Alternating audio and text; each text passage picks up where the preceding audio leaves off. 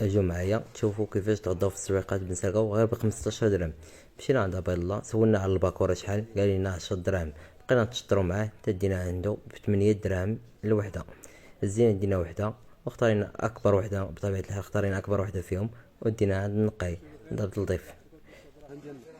مالها ماشي مدينة شوي اخوها نص والكامل الحاج عبد الرحمن الصحفي ديالنا الانيق المقتدر كنحترموه وكنعتبروه هو رجل المستقبل ان شاء الله.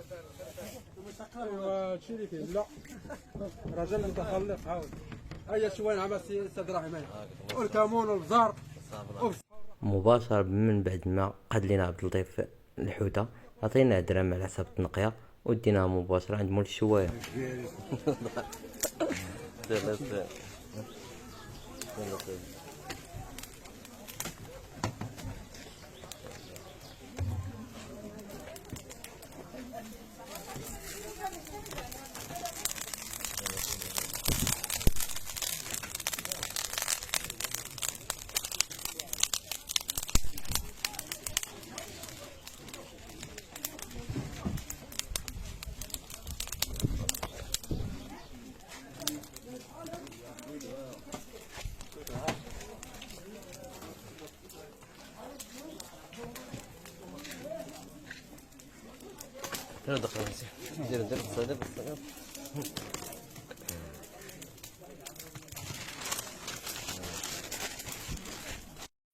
من بعد ما طبت شوية صراحة جات بنينة في المذاق، أول مرة نجرب الباكورة في الشواية، جات زوينة.